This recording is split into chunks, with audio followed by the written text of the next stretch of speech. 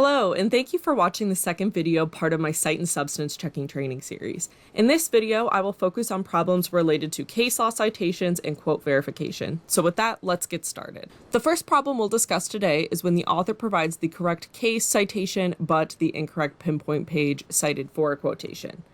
So as I stated, this problem really talks about when an author cites to a case, gives you that correct citation so you're able to pull it, but unfortunately, when you look at the pinpoint, the quote does not exist there.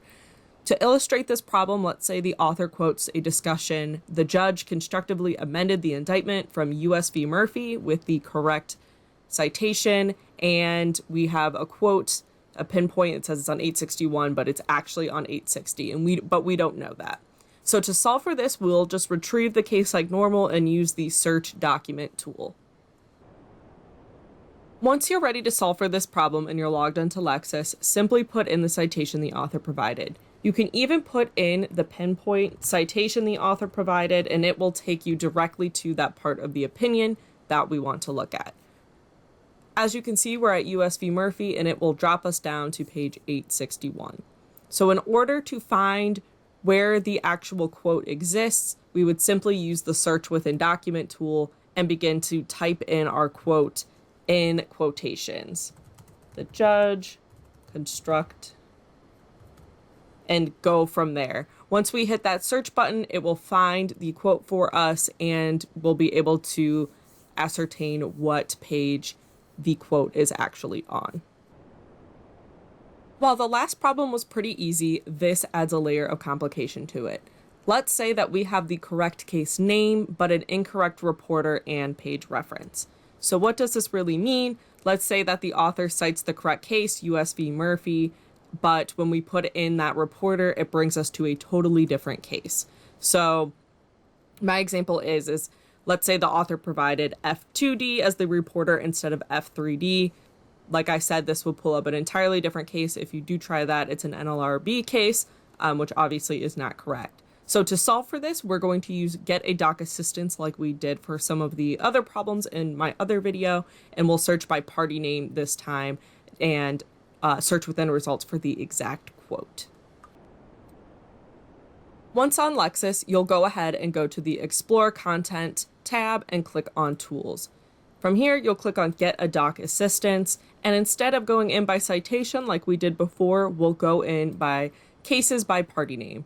Here, we'll type in United States v. Murphy, and if we know our jurisdiction, we can put that in. If we know a date from the above the line text, we can do that, but let's say this is all we know. We only know the party name. So from here, once we look that up, you will see that you'll have many case titles here. So to narrow down to the correct case, we'll simply just put in the quote. Constructively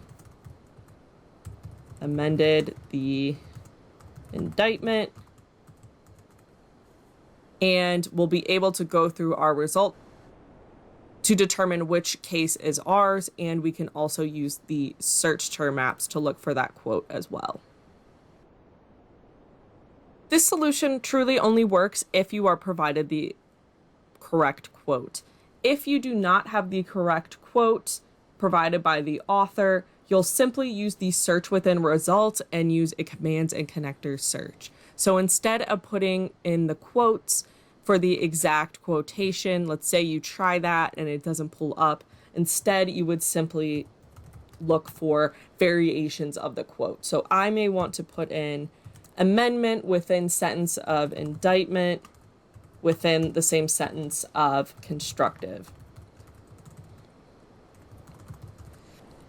Of course, I added root expanders to each of those words in case we need to find a different variation of those words to correctly identify the quote. So just keep that in mind so you can use commands and connectors if your quote does not come up correctly. The next problem I want to discuss is when you need more authority in a footnote. In other words, the author did not cite to enough support or authority. You may consider that the quoted language may be discussed in another law review or journal application to make a string cite and really support the sentence that you need to. So for an example, Let's say you've been given a quote from a case and you need to find out if that language has been quoted in any law reviews. The government's pursuit of a public purpose will often benefit individual private parties, and that's in Kelo versus City of New London, which is a Supreme Court case. To solve for this, we want to find the quoted language, highlight and run the search, and then filter to law reviews and journals, and we'll go live so I can show you exactly what that means.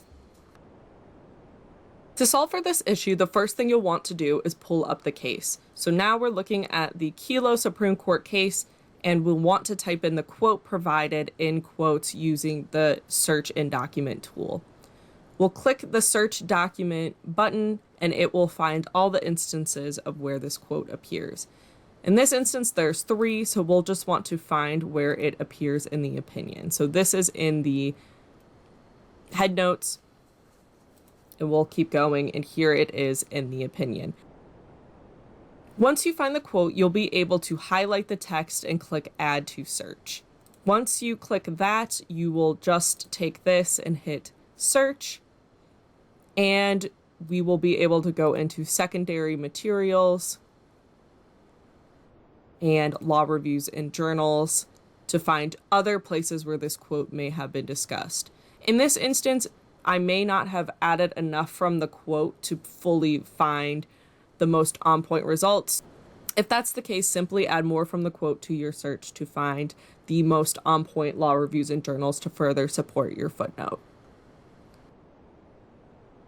The last problem I want to discuss is when you have a quote verification issue with no citation provided. So what does this mean? It's when a quote appears in the text or the footnote with no citation to the quoted language. Let's work with the following example. Let's say you have a quote with no citation to this quote. These cases also show that long before our Constitution, a distinction has been recognized at common law between the effect of the king's pardon to wipe out the effect of a sentence for contempt. So to solve for this, we will want to use key terms from the cited language and arrange them with the commands and connectors search to find where this quote comes from. To solve for this issue, you'll simply want to run a search for the unique terms in a quote. So in our case, we may want to search for the exact phrase king's pardon because it's unique within roughly 25 words of sentence. Once we run this search, we would want to search through case law, secondary material, statutes, or news to find the source. Thank you again for tuning into this video on case citations and quote verifications. I hope that this is helpful to you and something that you can rely on when these problems do arise. If you have any questions about what I've covered today, please feel free to reach out.